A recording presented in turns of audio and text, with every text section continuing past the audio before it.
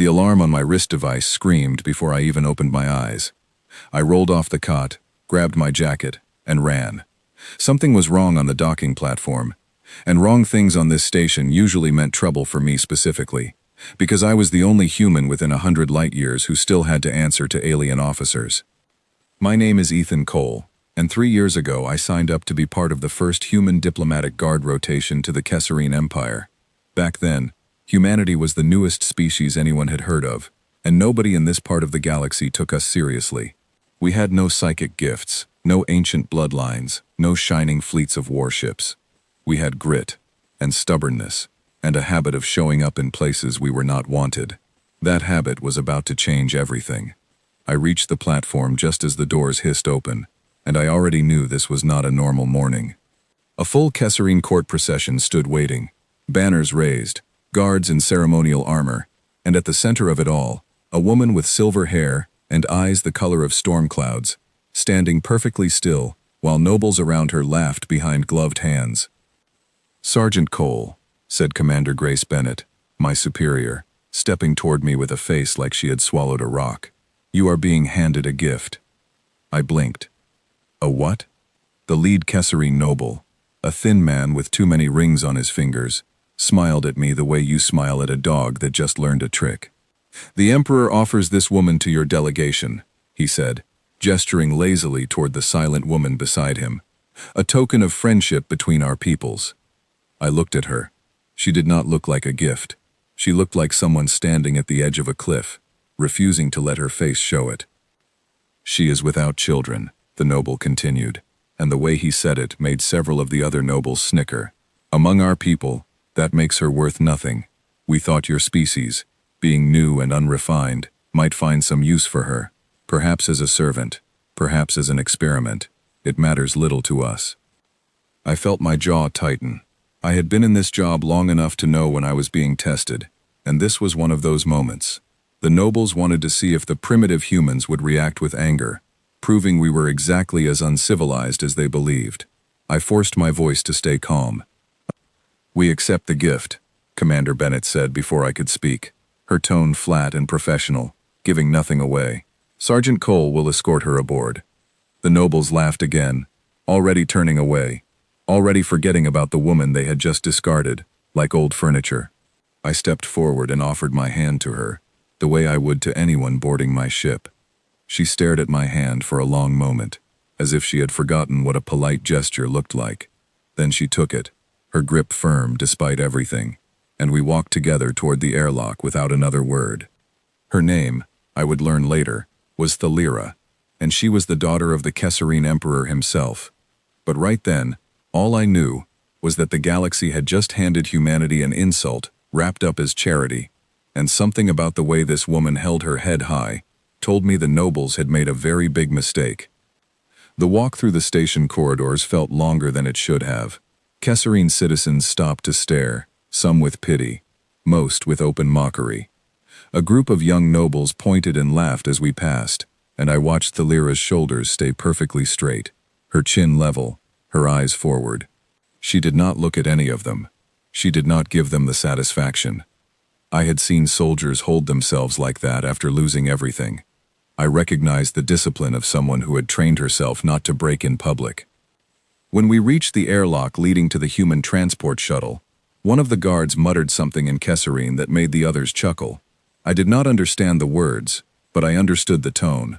Thalira's hand tightened slightly around the strap of the small bag she carried, the only possession she had been allowed to bring with her. "Ignore them," I said quietly, more to fill the silence than anything else. She turned her storm-colored eyes toward me for the first time since we had met. "You speak as if that is possible," she said. Her voice was low, careful, each word placed like a stone on a scale. "I have been ignoring them since I was old enough to understand what they were saying about me. I did not have a good answer for that, so I said nothing, and we boarded the shuttle in silence. The flight up to the orbiting human vessel, the Meridian, took 20 minutes. Thalira sat across from me, her hands folded in her lap, watching the stars through the small viewport, as if she were memorizing them, or maybe saying goodbye to them. I studied her without meaning to. She did not look like someone who had been broken by disgrace. She looked like someone who had been carrying a great weight for a long time and had finally set part of it down, even if the way it happened was cruel. "You are wondering why I am not weeping," she said suddenly, without turning from the window. "I wasn't going to say it like that," I admitted. "But you were wondering." I shrugged. "A little. Most people would be upset, being handed off like a piece of cargo." For the first time, something like a smile touched the corner of her mouth, though it held no real warmth. "Perhaps I have already done my weeping, Sergeant Cole. Years of it. There is very little left." The way she said my name surprised me. I had not told her. "Commander Bennett said it earlier," she explained, catching my confusion. "I remember names. It is a habit that has kept me alive at court more than once." That single sentence told me more than she probably intended. Kesserine court life was not the peaceful, refined image the Empire liked to project to outsiders. There was danger in those halls, danger enough that a woman needed sharp instincts just to survive her own family. When we docked with the Meridian, Commander Bennett was waiting in the reception bay, along with a small group of officers, all of them wearing the careful, neutral expressions people use when they do not yet know how to feel about a situation. Thalira stepped off the shuttle and looked around at the gray metal corridors, the utilitarian lighting, the complete absence of gold trim or ceremonial banners. "This is smaller than I expected," she said. "We're not big on decoration," I told her. "Function over flash." "I find that I do not mind it," she said, and there was something almost relieved in her voice, as if the plainness of the ship felt safer than the glittering halls she had left behind. Commander Bennett stepped forward and extended a hand, which Thalira looked at with mild confusion, before accepting it, mimicking the gesture I had made earlier. "Princess Thalira," Bennett said, "on behalf of the human delegation, I want you to know that you are not a possession here. You are a guest, and you will be treated as one." Thalira's eyes flicked toward her, searching her face for the trick, the hidden insult, the trap she had clearly expected to find. When she found none, something in her posture shifted, just slightly, like a person setting down a bag they had been carrying too long. "Your people are strange," she said quietly. "The Kesserine would never speak to a gift that way." "We're not big on gifts either," Bennett replied. "Where we come from, people aren't given away." I watched Thalira absorb that idea like it was something foreign and difficult to translate. For a woman raised inside an empire that measured a person's worth by their ability to produce heirs, the idea that dignity might not be conditional was clearly new to her. Over the next hour, I gave her a tour of the Meridian, showing her the mess hall, the medical bay, the small library of digital records we kept on board. She asked careful, precise questions about everything, absorbing information the way a soldier studies terrain before a mission, not the way a tourist admires scenery. I began to realize that whatever else Thalira was, she was not someone who wasted time on things that did not matter. "Why do your officers eat in the same room as your lowest-ranked soldiers?" she asked, watching a group of enlisted crew members, joking with a lieutenant over trays of food. "Because we're all on the same ship," I said. "Rank matters, but it doesn't mean some of us stop being people." She studied the scene for a long moment. Among my people, an unworthy citizen would never sit at the same table as a noble. It would be seen as an insult to the noble's bloodline. And childless women get called unworthy? Her expression tightened, just slightly, the first real crack I had seen in her composure since the platform. Childless women, the elderly who can no longer serve, the injured who cannot fight. Among the Kesserine, worth is measured by usefulness to the bloodline and the empire. Those who are seen as unable to contribute are managed. Something in the way she said managed made the hair on my arms stand up. It was too careful a word, too deliberately vague, like someone stepping around a hole in the floor without wanting to look down into it. "Managed how?" I asked. She did not answer right away. Instead, she looked at me with an expression I would come to recognize as her calculating one, the look of someone deciding how much truth a person could be trusted with. "That," she said finally, "is a conversation for another time, Sergeant Cole. For now, I would like to see the rest of your strange, plain little ship." I let it go, though the question sat in the back of my mind like a splinter I could not stop touching. I did not know it yet. but the answer to that question would eventually pull humanity into a conflict that would reshape an entire empire. All I knew, standing in that gray corridor with a discarded princess studying my ship like a puzzle she intended to solve, was that the joke the Kesserine nobles had played on us was about to become the worst mistake they ever made. By the end of that first day, word had spread through the Meridian about our unusual passenger. Some of the crew treated it as an amusing story to share over dinner, a princess handed to humans as an insult, now wandering our halls asking questions about mess hall seating arrangements. Others, like me, sensed there was more beneath the surface than a simple diplomatic humiliation. That evening, I found Thalira standing alone in the observation deck, watching the stars slide past the reinforced viewport. She had changed out of her ceremonial robes into a simple set of gray clothing the quartermaster had provided, and without the layers of Kesserine finery, she looked smaller somehow, more human, if that word could even apply to her. "Trouble sleeping?" I asked, keeping my distance in the doorway. "I do not require as much rest as your species," she said, without turning. "It gives me time to think." "About what?" She was quiet for a long moment before answering. "About how strange it is that the people who threw me away with such contempt are now, in this very moment, still congratulating themselves for their cleverness. They believe they have humiliated your species and disposed of an inconvenience in a single gesture." "And you don't think that's what happened?" Finally she turned to look at me, and there was something sharp and dangerous behind her calm exterior. Something that had nothing to do with sadness or humiliation. "I think," she said slowly, "that they have made a mistake they cannot yet understand. And I think, Sergeant Cole, that before this is over, they will wish they had simply let me disappear quietly, the way they intended for so many others like me." The way she said it sent a chill down my spine, not because it sounded like a threat, but because it sounded like a promise. Whatever Thalira was, whatever she knew, whatever secrets she carried behind those storm-gray eyes, one thing was becoming clear to me. The Kesserine nobles had not gotten rid of a burden that day. They had released something they never should have let go of, and humanity, whether we realized it yet or not, had just become part of a story far bigger than a diplomatic joke. I did not sleep well that night. I kept thinking about the word she had used, managed, and I kept thinking about the way her hand had tightened around that small bag as we walked past the laughing nobles, as if it held something more valuable than clothing or keepsakes. I was right to wonder. What Thalira carried in that bag would soon become the reason an entire empire went to war with itself, and humanity would be standing at the center of it, not as a joke anymore, but as the spark that lit the fire.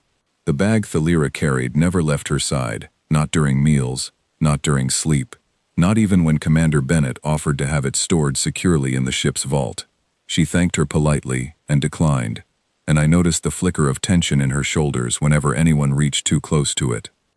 3 days after she came aboard, I found her in the small ship library, sitting cross-legged on the floor surrounded by data slates, her bag open beside her for the first time since we had met. I almost turned to leave, not wanting to intrude, but she spoke without looking up. "You may as well come in, Sergeant Cole. You have been hovering near this doorway for the better part of a week, waiting for me to trust you with something." I stepped inside, feeling caught. "Is it that obvious? You have the eyes of a soldier who suspects there is a mission he has not yet been briefed on," she said. "You are not wrong." She gestured for me to sit, and I lowered myself onto the floor across from her, keeping a respectful distance from the scattered data slates. Up close, I could see strange Kesserine symbols scrolling across their surfaces, records of some kind, though I could not read them. "What am I looking at?" I asked. Thalira was quiet for a long moment, her fingers tracing the edge of one slate as if deciding, finally, whether to cross a line she could not uncross. "You asked me once what happens to those the Empire considers unworthy, the elderly, the injured, the childless. I remember. I told you it was a conversation for another time." She looked up, and her storm-gray eyes held something heavier than I had seen in them before, something that looked almost like grief mixed with anger. "That time has come, because I believe I can trust you, and because I no longer have the luxury of carrying this alone." She picked up one of the slates and handed it to me. The symbols meant nothing to my eyes, but she began to translate, her voice low and steady, the voice of someone who had rehearsed this explanation many times in the privacy of her own mind. waiting for a moment brave enough to speak it aloud. Among my people, worth is tied to bloodline and contribution. This has always been true, but what the public does not know, what even most of the nobility does not know, is what happens to those who fail to meet the Empire's standard of usefulness. Managed, I said quietly, remembering her word. Managed, she confirmed. For generations, the Empire has told its people that the unworthy are relocated to quiet settlements, given simple work, allowed to live out peaceful lives, away from court politics. It is a comforting story. It is also a lie. My stomach tightened. What actually happens to them? She hesitated, and for a moment I thought she might not be able to say it. Then she steadied herself and continued. They are removed, quietly, permanently. Records are falsified to show relocation. Families are told their loved ones have been sent to peaceful outer colonies, and by the time anyone might question it, generations have passed, and the story has become accepted truth. I felt something cold settle in my chest. You're talking about a program to eliminate people your empire considers useless. I am talking about exactly that, she said, her voice steady despite the weight of the words. And I am talking about the fact that I discovered evidence of it 7 years ago, when a friend of mine, a woman my own age who had been declared unworthy after an illness, left her unable to bear children, disappeared from her supposed relocation settlement without a trace. What did you do? I began looking, quietly, carefully, using my position at court to access records I should not have had access to. It took years, but I found patterns. Falsified settlement logs, ships that departed with passengers and arrived without them, officials who received unusual promotions shortly after overseeing certain relocations. She tapped the slate in my hands. This is 7 years of evidence, Sergeant Cole. Names, dates, locations, financial records showing payments to those who helped cover the truth. It is enough to bring down half the noble houses in the Empire, including, eventually, my own father. I stared at her, pieces clicking into place with the force of a physical blow. That's why they gave you away. They did not know I had this evidence, she said. But they knew I had been asking too many questions, going to too many places, speaking to too many people, who should have had no reason to speak with a princess. My childlessness gave them the perfect excuse to remove me from court without raising suspicion. A public humiliation, dressed up as a gift to your species. They believed they were disposing of an inconvenience while embarrassing the newcomers at the same time. Instead, they handed the evidence straight to us. For the first time since I had met her, Thalira allowed herself something close to a genuine smile, though it held little humor in it, only grim satisfaction. Instead, Sergeant Cole, they made the single greatest miscalculation of their long and arrogant history.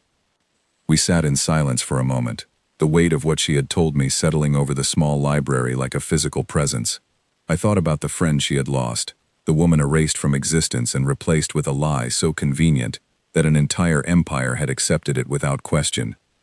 I thought about how many others there must have been, over generations, disappeared and forgotten. Their families told comforting fictions about peaceful outer colonies that likely never existed. Why tell me this now? I asked. You could have kept it hidden, waited longer, found a safer moment. Because there is no safer moment coming, she said. The longer this evidence sits unused, the more people it fails to help. And because, Sergeant Cole, I have spent 7 years carrying this alone, trusting no one, watching my own people from the inside, like an outsider in my own home. I am tired of being alone with it. I understood, in that moment, that I was not just looking at a discarded princess anymore. I was looking at someone who had been quietly fighting a war against her own empire for years, gathering weapons made of evidence and patience, waiting for the right moment to strike. The Kesserine nobles thought they had thrown away a broken, useless woman. They had actually released a person who had spent 7 years preparing to bring their entire system crashing down. What do you need from us? I asked. She looked at me for a long moment, and I could see her weighing the question carefully before answering. I do not yet know what your people are capable of, Sergeant Cole. I do not know if humanity has the strength, or the will, to stand against an empire as old and as powerful as mine. But I know that I cannot do this alone anymore, and I know that your species, new as you are, has already shown me something I did not expect. What's that? Kindness, that asks for nothing in return, she said simply. Commander Bennett shook my hand as though I were an equal. You have spoken to me every day since I arrived without once treating me as either a burden or a prize. Your crew eats together regardless of rank. These are small things, perhaps, but among my people, such things are rare enough to be remarkable. I did not have a good response for that, so I simply nodded, letting the silence hold the weight of what she had said. Over the following days, word of Thalira's evidence spread carefully through a small, trusted circle aboard the Meridian. Commander Bennett reviewed the data slates personally, her expression growing grimmer with each file she opened. She brought in 2 other officers, a data analyst named Daniel Ford, and a young systems specialist named Laura Whitfield, both of whom had clearance for sensitive material, and neither of whom I had ever seen so quiet during a briefing. This is real, Daniel said finally, after nearly 6 hours reviewing the records. The falsification patterns, the payment trails, they're consistent. Whoever built this system was careful, but not careful enough to survive someone actually looking. How many people are we talking about? Bennett asked. Thalira answered without hesitation, the number clearly one she had carried in her memory for years. Conservative estimates, based on population records and relocation logs, suggest at least 60,000 individuals across 3 centuries. The true number may be significantly higher. The room went silent. 60,000 people, quietly erased and replaced with comforting lies, their families never knowing the truth. I thought about the friend Thalira had lost, one name among 60,000, and felt something harden in my chest that had not been there before. We need to take this up the chain, Bennett said finally. This is bigger than a diplomatic incident. This is potential evidence of systematic elimination of civilians. If it's verified, it changes everything about how we deal with the Kesserine Empire. They will not believe it easily, Thalira warned. My father's government has spent generations building trust with outside species. They will call this evidence forged. They will call me a bitter, discarded woman, seeking revenge for my own humiliation. And they will use every resource available to make certain no one takes these files seriously. Then we make sure they can't dismiss it, I said. We verify everything independently. We find corroborating evidence outside your files. We make it impossible to call it forged. Thalira studied me for a long moment. Something shifted behind her eyes, something that looked almost like hope, an emotion I suspected she had not allowed herself to feel in a very long time. You truly intend to help, she said quietly, as though still testing whether the idea was real. We're already involved, Bennett said before I could answer. The moment they handed you to us as a joke, they made this our problem too. Might as well make sure it's a problem they regret. That night, for the first time since she had come aboard, I saw Thalira smile without any trace of grief behind it. It was small, and it did not last long, but it was real, and I understood then that whatever came next, whatever fight was waiting for us out among the stars, humanity was not going to face it as the galaxy's joke anymore. We were about to become its most unexpected nightmare, and it had all started with a single act of casual cruelty that the Kesserine Empire would spend the rest of its history regretting. The message came through, at 0300 hours, waking half the ship with its priority alert tone.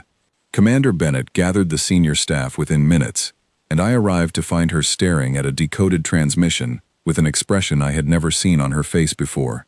Fear, carefully controlled, but fear nonetheless. Kesserine Naval Command has issued a formal request, she said without preamble. They want Princess Thalira returned immediately, citing a clerical error in the transfer paperwork.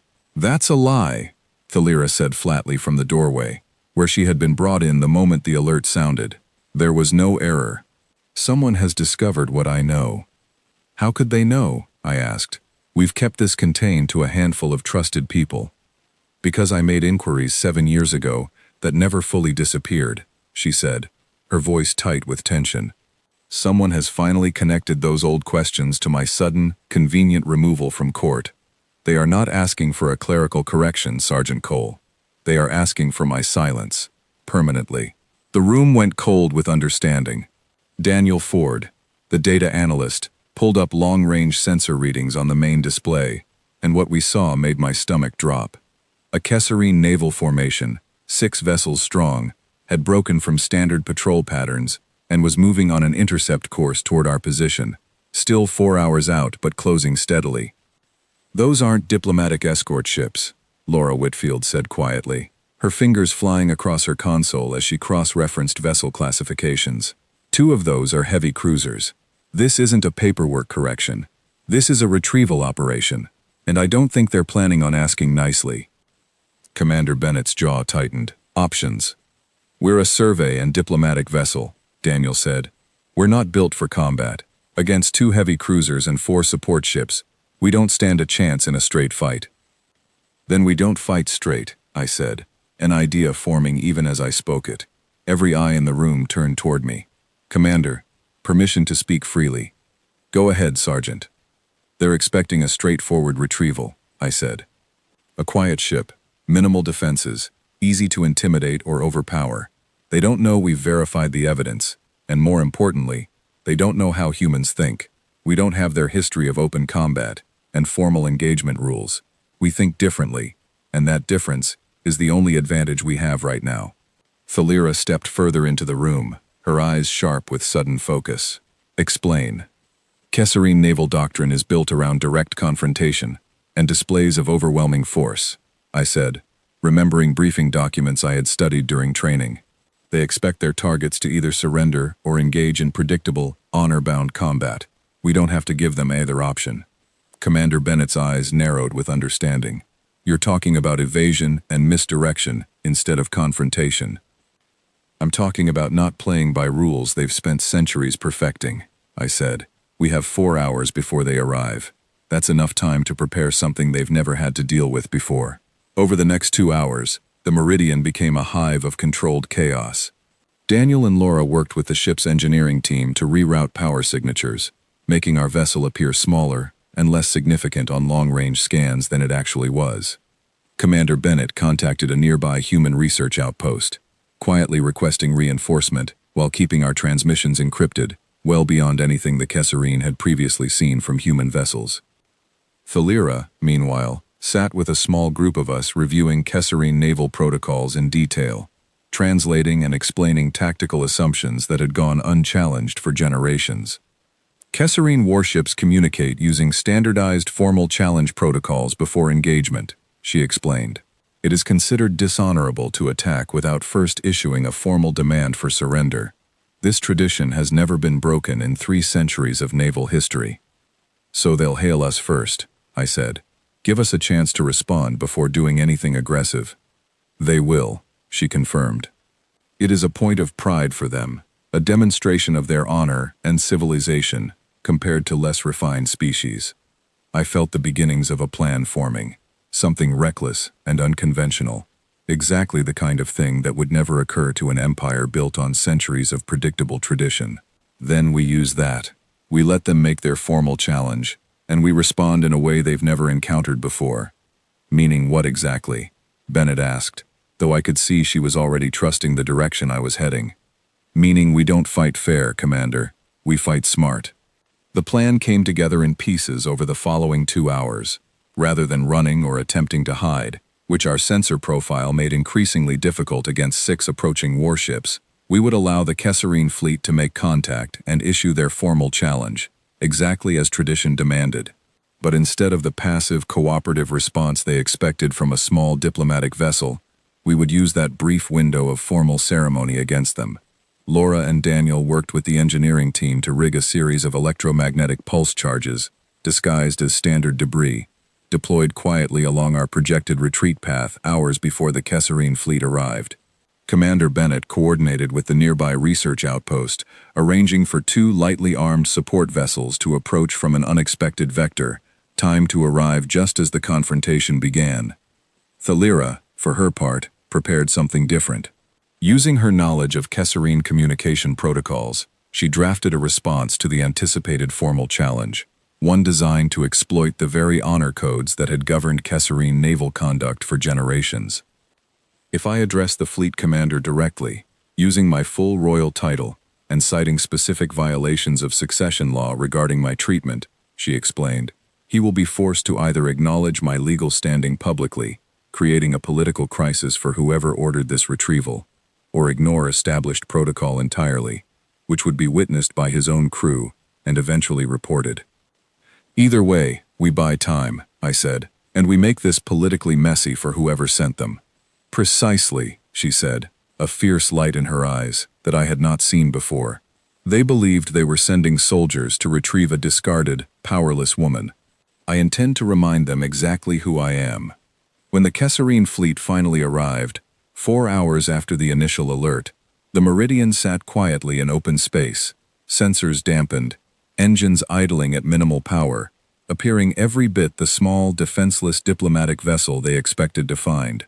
The formal challenge came exactly as Thalira had predicted, a stern-voiced Kesserine officer demanding immediate surrender of the princess and full cooperation with retrieval procedures.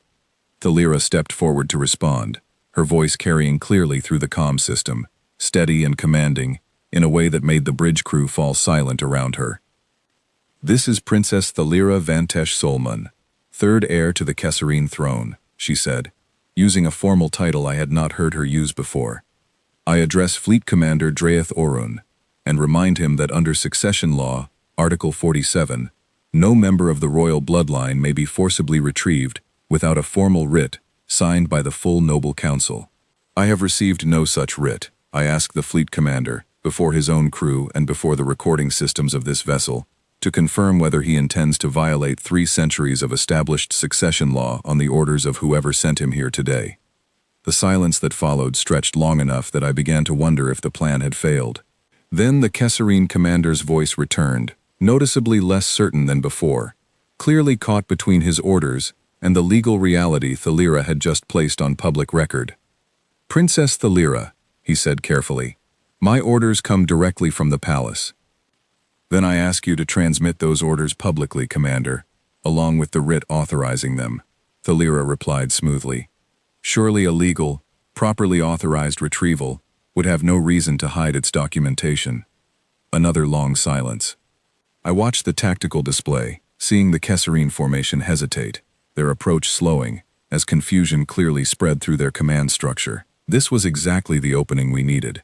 "Now," Commander Bennett said quietly, and Laura triggered the electromagnetic pulse charges positioned along the fleet's approach vector. The resulting interference disrupted Kesserine sensor arrays just long enough for our 2 support vessels to arrive from their unexpected approach angle, appearing suddenly on Kesserine scanners as though from nowhere. The Kesserine fleet, caught between a legal crisis they had not prepared for, and the sudden, confusing appearance of reinforcements they had not anticipated, broke formation.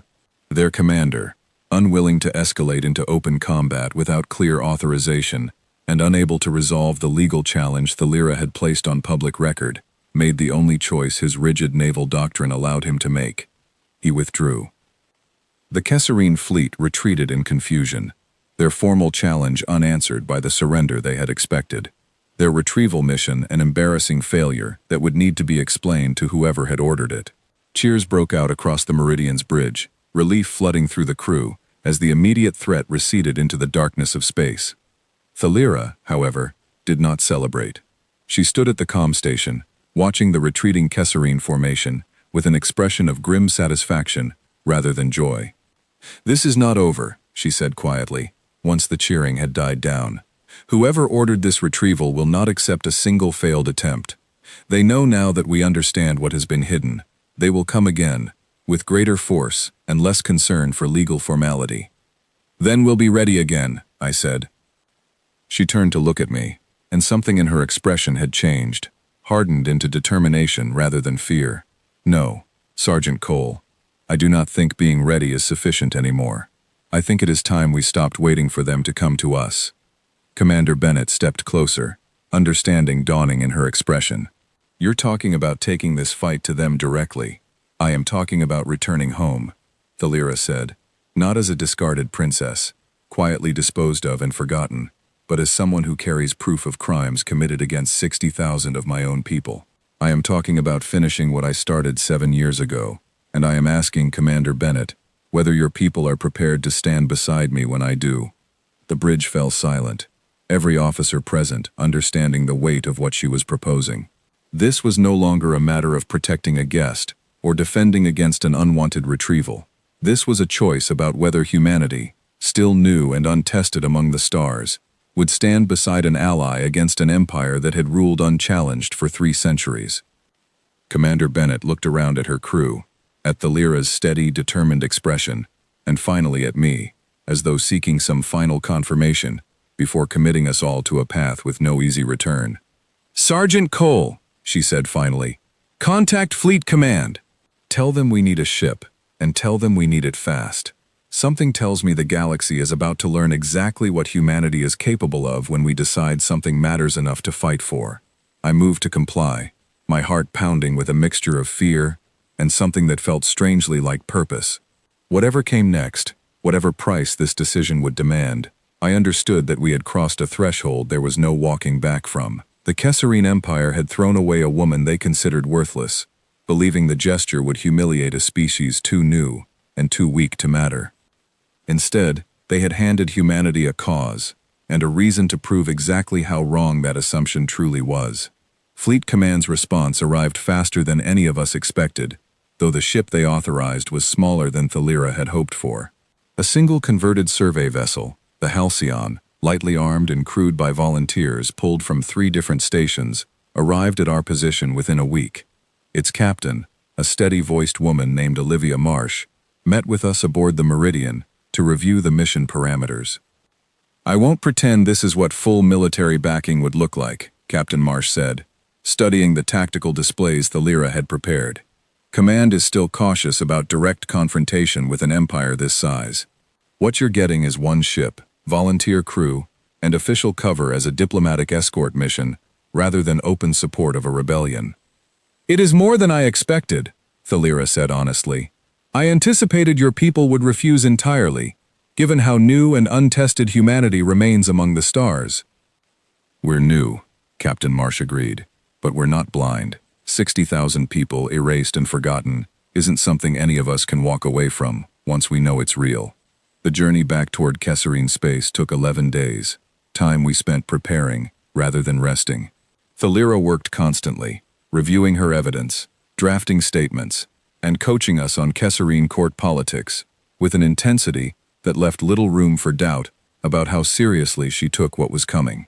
"The council session where I intend to present this evidence occurs in 11 days, she explained during one of our final briefings. "It is the one time each year when every noble house is legally required to attend the same chamber. If I can present verified evidence there, before witnesses from every family, it becomes impossible for my father's government to quietly bury the truth." "And if they try to stop you before you reach that chamber?" I asked. "Then we will need every advantage your people can offer," she said simply. "Because I intend to walk into that council chamber, whether they wish me to or not." We arrived at the edge of Kesserine space on the 10th day, our small convoy of 2 ships appearing deliberately unthreatening, registered under diplomatic codes that technically gave us the right of passage. Thalira's royal status still legally afforded her. It was a thin legal thread to hang everything on, but it was the thread we had. The first sign of trouble came 6 hours before we reached the capital system. Long-range sensors detected a Kesserine security vessel shadowing our approach, keeping careful distance, but clearly monitoring our every move. Thalira watched the sensor readings with a grim expression. "They know I am coming," she said. "The question now is whether they intend to stop me before I reach the chamber, or whether they believe their political maneuvering will be sufficient without direct confrontation." We got our answer 4 hours later, when a formal transmission arrived from the palace itself, addressed directly to Thalira, in tones far more urgent than the dismissive cruelty she had faced when we first met. "Princess Thalira," the message began, spoken by an official I did not recognize, but whose voice carried clear authority. "Your father, the Emperor, requests your immediate return to the palace for private audience, before any council appearance. This request comes with full royal authority, and expects your compliance." Thalira's expression hardened as she listened. "A private audience," she said once the message ended, "meaning an attempt to silence me quietly, away from witnesses, before I can reach the council chamber." "You're not actually considering it," I said. "Of course not," she replied, "but refusing outright risks framing me as disobedient before witnesses who have not yet seen my evidence. I must respond carefully." Her reply, when she sent it, was a masterclass in the careful political language she had clearly spent years perfecting. She acknowledged her father's request, expressed dutiful intention to seek private audience, but specified that as a matter of formal protocol regarding matters affecting succession law, she was legally required to first present relevant evidence to the full council, after which she would gladly attend any private discussion her father wished to have. It was a technically accurate statement that committed her to nothing, while giving her father's officials no legal grounds to forcibly stop her, without violating the very succession laws that protected royal family members from unauthorized detention. The response came quickly, and it was far less diplomatic than the first. Princess Thalira, security forces have been dispatched to escort you to the palace directly. Your cooperation is expected. There it is, Captain Marsh said grimly, watching new sensor contacts appear on the tactical display. 3 additional Kesserine vessels, moving to intercept our approach vector. Looks like diplomacy just ran out. What followed was 6 hours of the most tense maneuvering I had experienced in my career. Our 2 small ships weaving through increasingly aggressive Kesserine security patrols, using every unconventional tactic humanity's unpredictable naval doctrine could offer. We used decoy transmissions to confuse pursuit vessels about our actual position.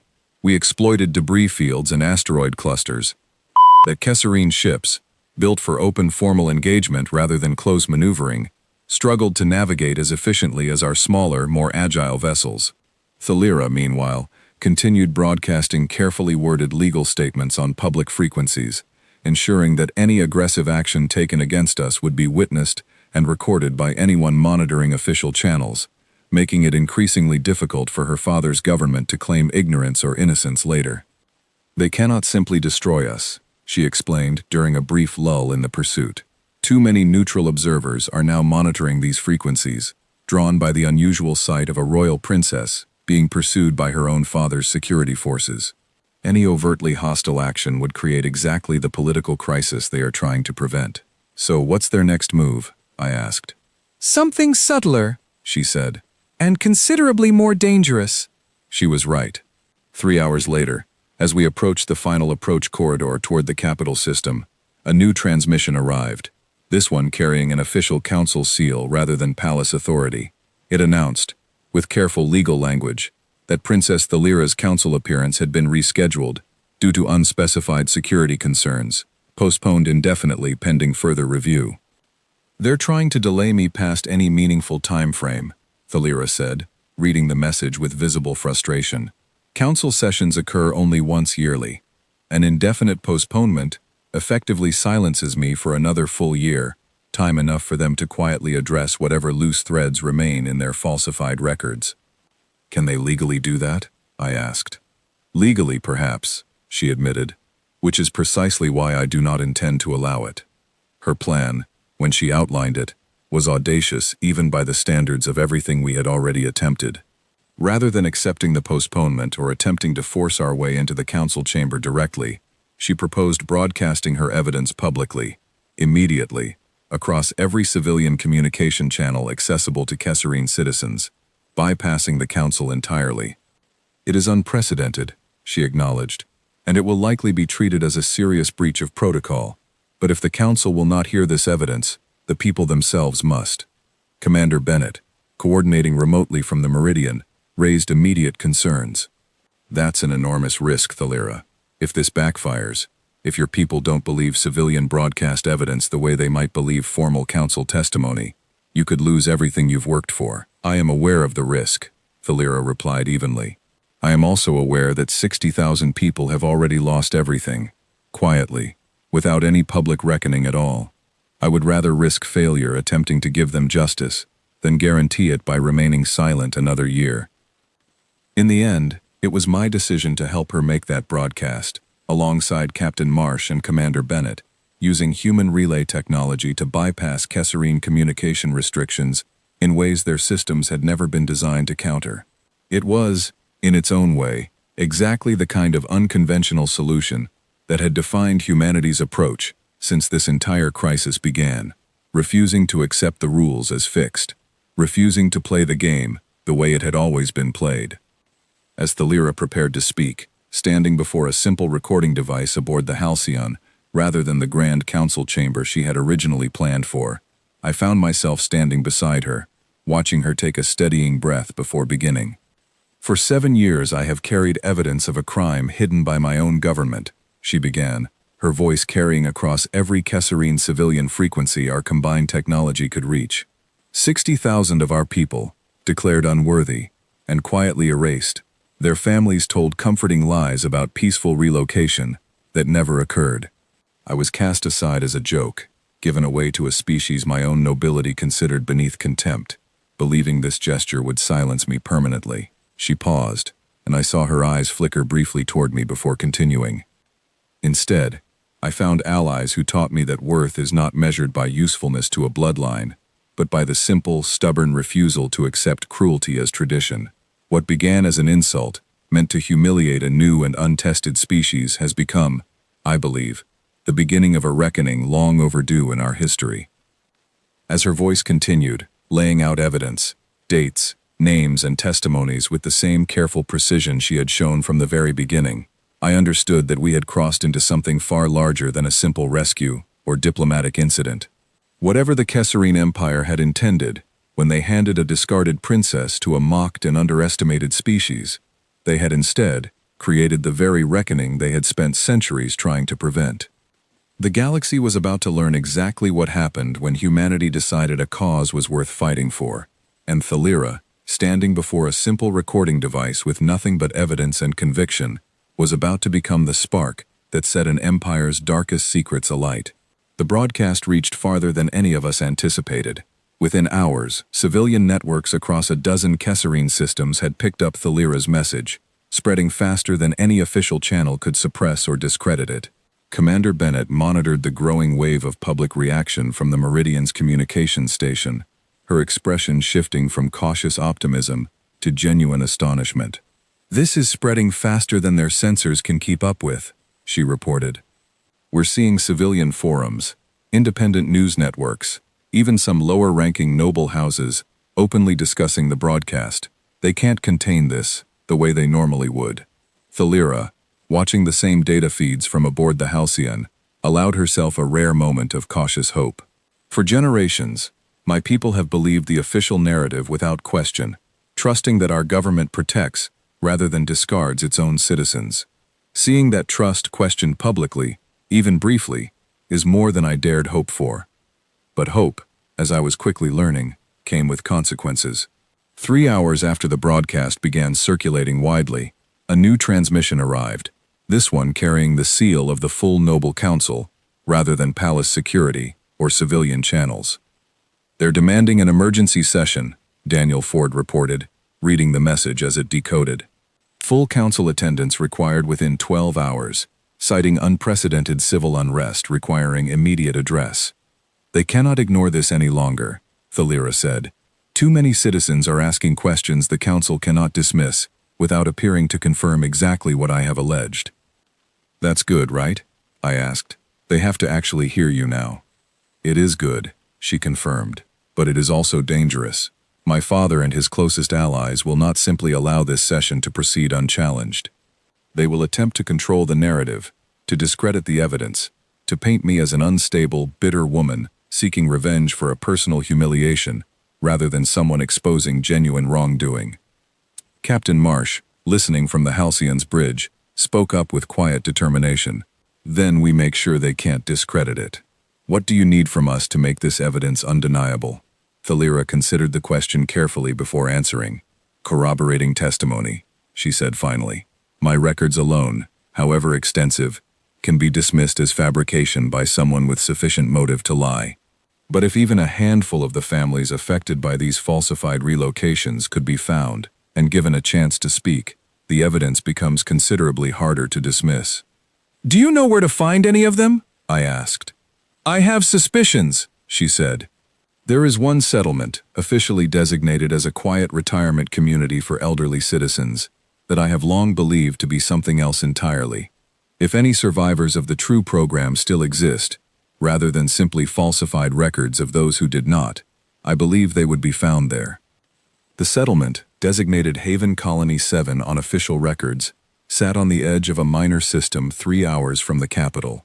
officially home to several thousand elderly and disabled Kesserine citizens living out peaceful retirement. Thalira's suspicion, however, was that this particular settlement served a darker purpose, a holding location for those awaiting final processing under the very program she had spent 7 years investigating. "If I am right," she explained as our small convoy diverted course toward the settlement, "this location may hold answers, or worse, may hold evidence of exactly what happens before someone is officially declared relocated." We arrived at Haven Colony 7 to find a settlement that appeared, on the surface, exactly as advertised. Elderly Kesserine citizens moved through simple, clean facilities, engaged in modest daily routines, watched over by a small administrative staff who greeted our diplomatic credentials with practiced, professional courtesy. But Thalira, walking through the settlement with careful, searching eyes, noticed details the casual observer would have missed. "Look at the population numbers," she said quietly, gesturing toward posted facility records. "Official capacity states 4,000 residents. But observe the actual number of people visible throughout the grounds." I looked around, doing a rough count of visible residents across the areas we had passed through. The number felt significantly lower than 4,000. "Where is everyone else?" I asked. Thalira's expression darkened. "That," she said, "is precisely what I intend to find out." Our investigation, conducted carefully under the cover of a routine diplomatic inspection, Thalira's royal status still technically afforded her, revealed exactly what she had feared.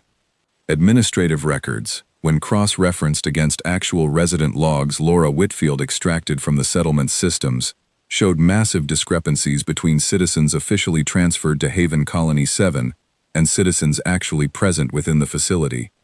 "Nearly 60% of officially transferred residents simply aren't here," Laura reported after hours of careful data analysis. "According to these logs, they arrived, were processed, and then disappear from all subsequent records within roughly 2 weeks of arrival." "Processed," Thalira repeated grimly. That word again. It was during our final hours at the settlement that we found what would become the most damning piece of evidence in Thalira's entire 7-year investigation.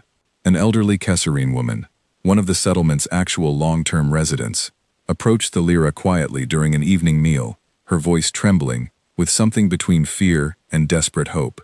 "You are the princess who spoke on the broadcast," the woman said. "The one asking about the relocated." "I am," Thalira confirmed gently. "Do you know something?" The woman glanced around nervously before continuing, clearly weighing years of fear against whatever courage had finally driven her to speak. "My sister arrived here 8 years ago, declared unworthy after an injury left her unable to work. I was told she was transferred to a different, more suitable facility 3 months later. I have not heard from her since, despite writing letters that are never answered."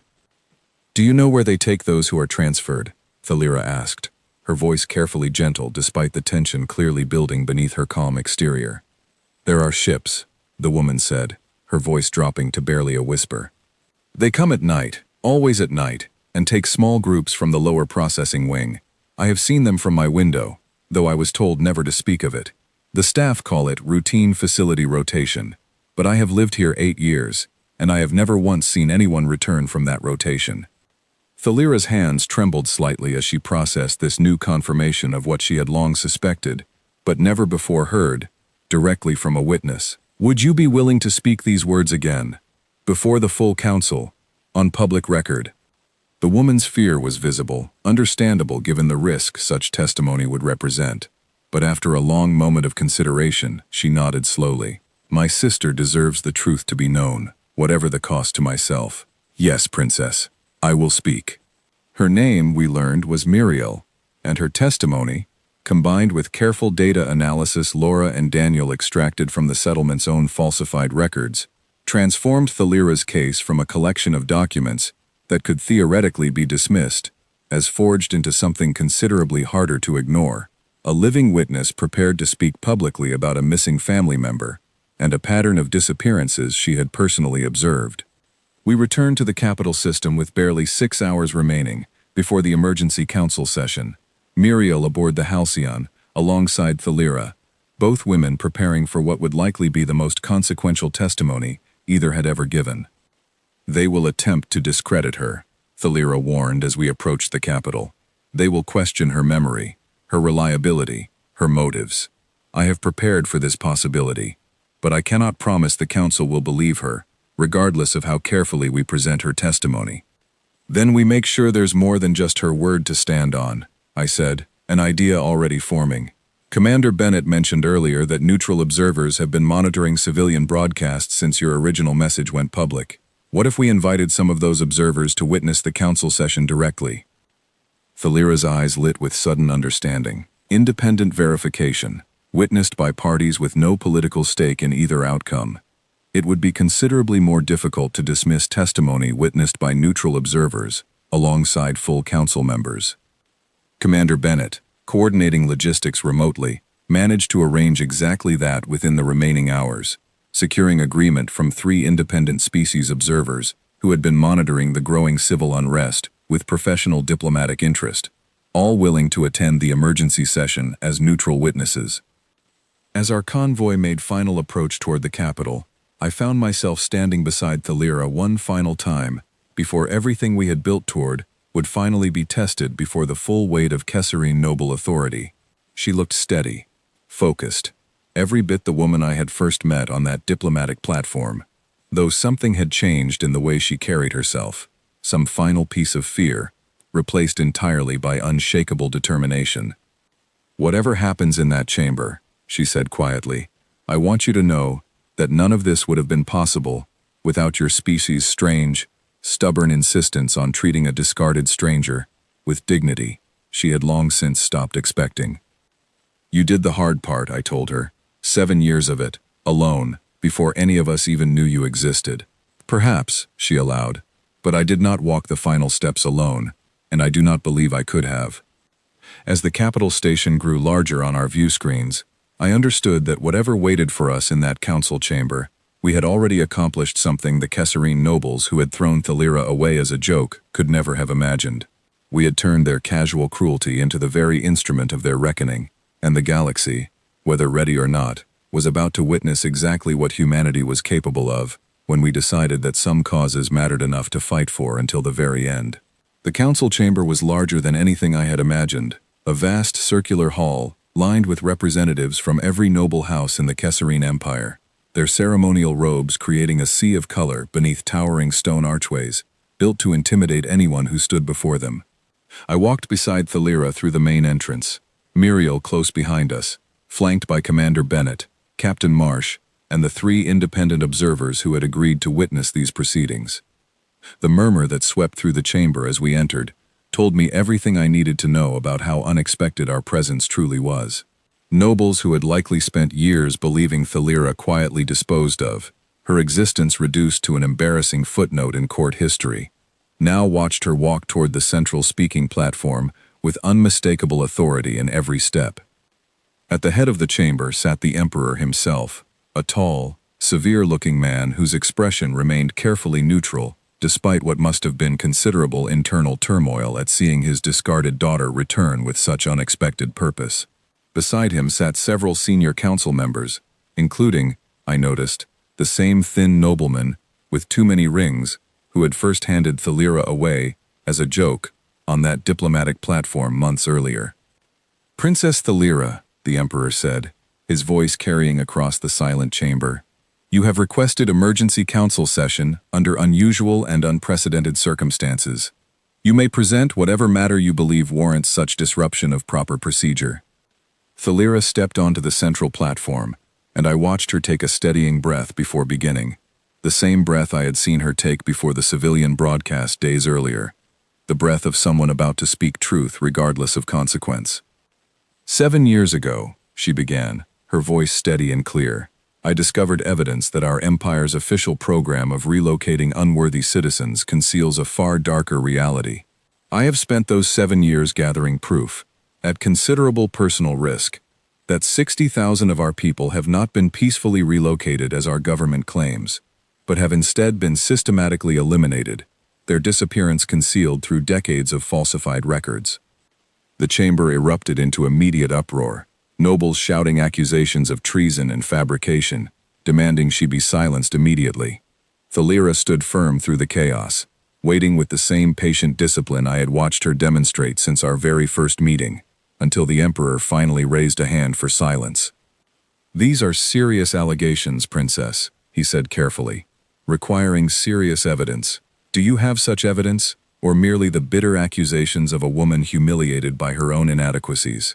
I saw something flash behind Thalira's eyes at her father's deliberate cruelty, but her voice remained perfectly controlled when she responded. "I have 7 years of documented evidence, financial records, falsified relocation logs, and now, living testimony from a witness who has personally observed the disappearance of relocated citizens who never return." She gestured toward Muriel, who stepped forward despite her visible nervousness, standing before the full council with the same quiet courage that had led her to speak in the first place. "Tell them what you told me," Thalira said gently.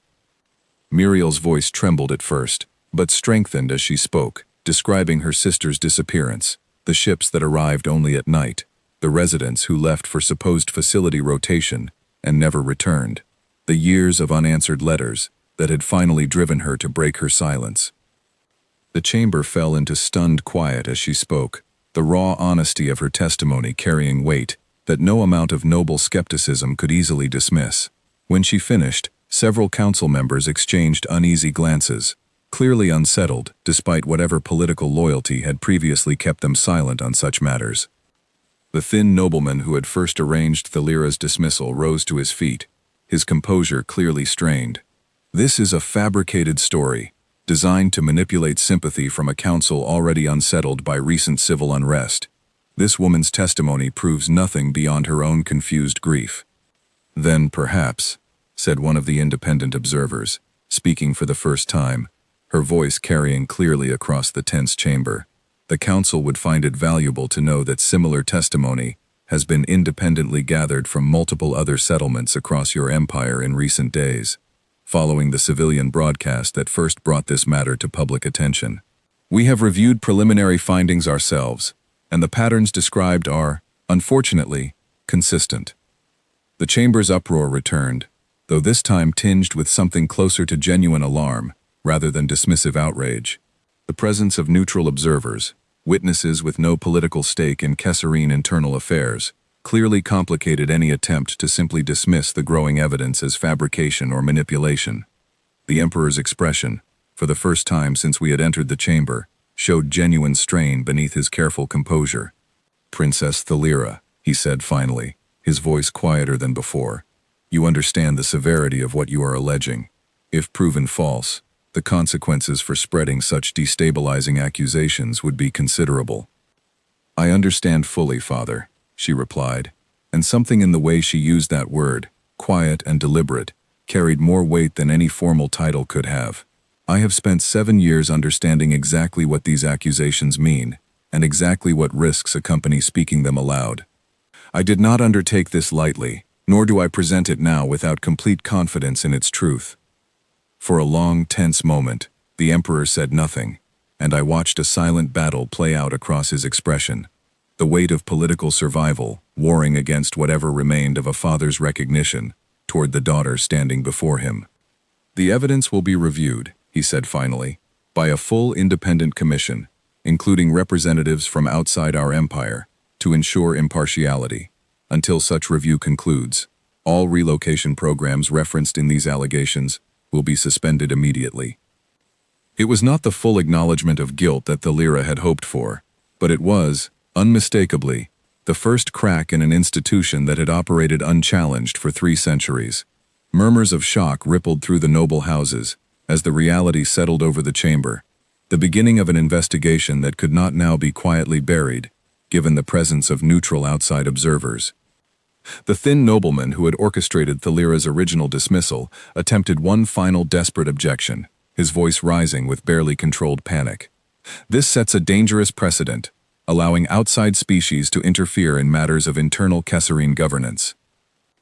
"The interference," Thalira replied evenly, turning to face him directly for the first time since entering the chamber, "began 3 centuries ago, when this empire decided that some of its citizens were worth less than others, based on their usefulness rather than their humanity. I did not require assistance from outside species to recognize that wrongness. I required only the courage to act on what I had always known to be true. She turned back to address the full council, her voice carrying clearly through the now silent chamber. You gave me away as a joke, believing my supposed worthlessness made me a fitting insult to hand toward a species you considered beneath our notice. Instead, that same species treated me with more genuine respect and dignity than I received in this chamber throughout my entire life. If that is what makes them unworthy of our regard, then perhaps it is time we questioned exactly what worth has meant within these walls for the past 3 centuries. The silence that followed felt different from the earlier stunned quiet, heavier with the weight of genuine reflection rather than simple shock. I watched several council members exchange glances that suggested Thalira's words had struck something deeper than mere political calculation, something closer to genuine conscience finally being forced to confront decades of comfortable denial. As the emergency session finally concluded, with the promised independent commission set to begin its investigation within days, Thalira stepped down from the central platform, her expression exhausted but unmistakably resolute. Muriel embraced her briefly, tears finally falling freely after years of forced silence, and I watched the 2 women share a moment of quiet solidarity that no amount of political maneuvering could diminish. Commander Bennett approached as we made our way toward the chamber exit, her expression carrying the same mixture of exhaustion and cautious satisfaction I felt myself. That's not a full victory, she said quietly, but it's the beginning of one. It is enough for now, Thalira replied. Justice delayed 7 years cannot be fully repaired in a single afternoon, but the truth is finally public, finally beyond anyone's ability to quietly bury, and that alone is more than I dared hope for when I first began this investigation alone. As we walked out of the Grand Council chamber into the bright light of the capital's central plaza, I understood that we had witnessed something far larger than a simple diplomatic resolution. We had watched an empire, built on centuries of unquestioned tradition and comfortable cruelty, forced finally to confront truths it had spent generations avoiding, and we had watched a woman once discarded as worthless become the very instrument of that long-overdue reckoning. The Kesserine nobles had intended their gift to humanity as a joke, a casual cruelty meant to humiliate a species they considered beneath their notice. Instead, they had created the spark that would eventually bring their entire system of quiet elimination crashing down, and humanity, new and untested as we remained among the stars, had proven exactly capable of standing beside that spark until it became an unstoppable flame. 6 months passed before the independent commission completed its investigation, and the findings, when finally released, confirmed everything Thalira had spent 7 years uncovering, and considerably more besides. The final report documented not 60,000 disappearances as originally estimated, but closer to 83,000 across 3 centuries, a number so staggering that even the noble houses who had once dismissed Thalira's accusations found themselves unable to maintain their previous denials. I stood beside Thalira on the same Capitol Plaza where we had first walked out of the council chamber 6 months earlier, though everything around us felt different now, transformed by the slow, difficult process of an empire coming to terms with its own darkest history. They have finally dismantled the entire relocation program, Thalira said, reading updates on her data slate, with an expression that mixed satisfaction with the weariness of someone who understood how much work still remained ahead. Full reparations have been approved for surviving family members, though I fear no amount of compensation can truly address what was taken from them. It's a start, I said. Sometimes that's all you can ask for. She looked up from the slate, and something had settled in her expression over these past months, a quiet confidence that had not been there when I first met her on that diplomatic platform, discarded and humiliated by her own family. The Council has also approved a formal review of succession law regarding how worth is measured among royal candidates, she continued. There is discussion of removing the requirement for producing heirs as a measure of value entirely, recognizing contribution through service and character instead. That's a pretty significant change for an empire built on bloodline traditions. It is, she agreed. And it would not have happened without the reckoning that began the day my own family attempted to discard me as worthless. Over those 6 months, I had watched Thalira transform from a woman who had spent years fighting alone in careful silence into someone stepping fully into a role she had never expected to hold. The families of those who had disappeared, once isolated in their private grief, had begun organizing openly, forming advocacy groups that Thalira now worked closely alongside, using her royal status and hard-won public credibility to ensure their voices reached council chambers that had once dismissed them entirely. Muriel, whose courage in speaking publicly had proven so crucial to the investigation's credibility, had become an unexpected leader within these advocacy circles herself, her testimony inspiring dozens of other families to finally break their own silence about missing relatives once believed peacefully relocated. "I received word yesterday," Thalira said, "that Muriel's sister was among those the commission managed to locate. She had survived, kept in a hidden processing facility, along with several thousand others who had not yet undergone whatever final elimination the program intended for them." I felt something loosen in my chest at the news. She's alive?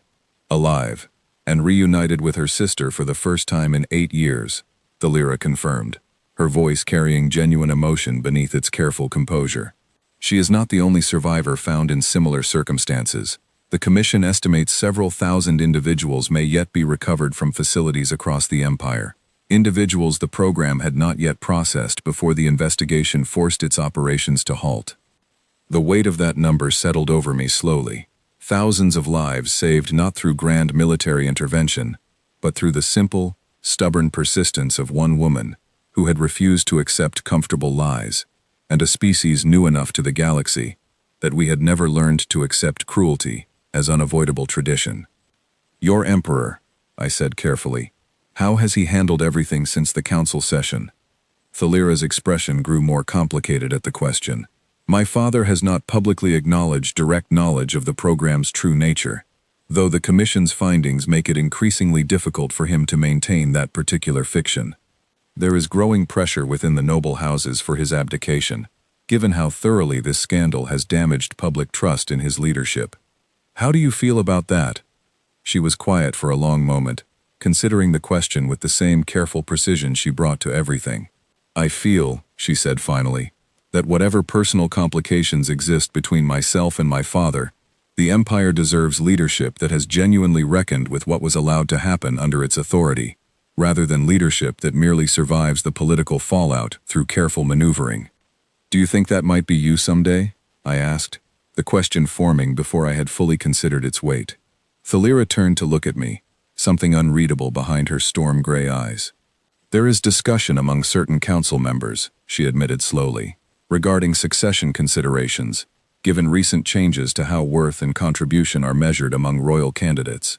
I have not decided whether I wish to pursue such a path." "What's holding you back?" "Fear, perhaps," she said honestly. "I spent so many years believing myself unworthy of any real position of influence, that the possibility of actual authority feels almost foreign to consider seriously. And also, I confess, a certain reluctance to leave behind the strange, stubborn allies who first taught me that worth was never truly tied to bloodline or usefulness in the way my people long believed." I understood what she meant without her needing to elaborate further. Over these 6 months, working alongside her through the investigation and its aftermath, I had come to consider Thalira not simply as a diplomatic responsibility, but as someone whose courage and quiet determination I genuinely admired, someone whose fight had become, in its own way, a fight I was proud to have stood beside. "Humanity's not going anywhere," I told her. "Whatever you decide, wherever this path takes you, our people already showed we're willing to stand beside a cause worth fighting for. That's not going to change just because the fight moves into a different chamber." Something shifted in her expression, warmth replacing the careful calculation that had defined so much of our earlier acquaintance. "Commander Bennett mentioned," she said, changing the subject slightly, "that your government is considering establishing a permanent diplomatic presence here in Kesserine space, given how significantly relations between our peoples have evolved these past months." "I heard something about that," I said. "Apparently we're not quite the joke species anymore, now that half the galaxy knows what happened here." "No," she agreed, "you are not.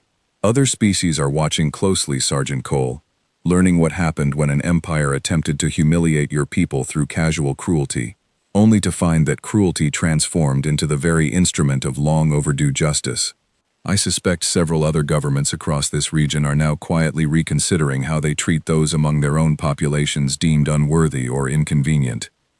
I thought about that as we stood together on the Capitol Plaza, watching Kesserine citizens move through streets that had, 6 months earlier, felt oppressive with unquestioned tradition and comfortable denial. Now, something had shifted in the very air of the place, an openness to questioning long-held assumptions that had not existed before Thalira's courage forced this reckoning into public consciousness. "There's something else," I said, remembering a detail from an earlier briefing. Command mentioned wanting to establish an ongoing partnership, something beyond simple diplomatic presence. They're interested in working with your government on developing better systems for identifying and preventing exactly the kind of quiet systemic cruelty that allowed this program to continue unnoticed for 3 centuries. Thalira's eyes lit with genuine interest at that. A formal partnership focused on protecting the vulnerable rather than simply managing diplomatic relations. That would be unprecedented for our empire. "Humanity's pretty fond of unprecedented," I said, and for the first time in longer than I could remember, I saw Thalira laugh, a genuine, surprised sound that transformed her entire face into something lighter than the careful composure she had maintained throughout our entire acquaintance. "I suppose," she said once her laughter settled, "that this empire owes your species considerably more gratitude than the insult it originally intended to deliver." "I think you owe yourself the gratitude," I told her honestly. "We just happened to be standing nearby when you decided you were done being quiet." As the sun set over the Capitol Plaza that evening, casting long shadows across a city slowly learning to reckon with its own history, I found myself reflecting on everything that had unfolded since that first morning on the diplomatic platform, when nobles had laughed while handing away a woman they considered worthless, as nothing more than a casual joke. They had believed they were disposing of an inconvenience, humiliating a species too new and untested to matter in any meaningful way. Instead, they had released someone who had spent 7 years quietly preparing to challenge everything their empire had built, on comfortable, convenient cruelty, and they had handed that fight to a species who understood, perhaps better than any other in the galaxy, exactly what it meant to prove your worth against those who had already decided you had none.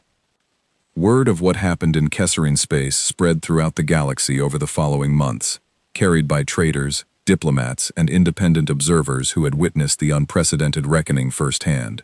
Other empires, other governments long accustomed to quietly managing their own inconvenient or unworthy populations, began facing uncomfortable questions from their own citizens, questions that grew louder with each passing month, as the full scope of what Thalira had exposed continued rippling outward. Humanity, once dismissed as the galaxy's newest and most primitive species, had become something else entirely in the eyes of those watching closely. Not simply a curiosity to be tolerated, but a genuine force whose willingness to stand beside a cause, regardless of political convenience or established tradition, made other governments increasingly careful about what casual cruelties they assumed might go unnoticed or unchallenged. Thalira, for her part, eventually accepted a formal position within the restructured Kesserine Council, working directly on the ongoing reforms addressing centuries of systemic harm her investigation had first brought to light. Muriel became a permanent advisor within that same reform effort, her courage in speaking publicly having earned her a respected voice in shaping policies meant to ensure such quiet cruelty could never again hide behind comfortable government fiction. As for myself, I remained stationed as part of humanity's expanding diplomatic presence in Kesserine space, watching over the following years as the empire that had once thrown Thalira away as a worthless joke slowly transformed into something genuinely reckoning, with its own capacity for both cruelty and redemption. The nobles who had laughed on that diplomatic platform, believing they were delivering a humiliating insult to an inferior species, could never have imagined the true consequences of their casual cruelty. They had intended to discard a woman they considered worthless, believing the gesture would prove humanity's insignificance in the eyes of the wider galaxy.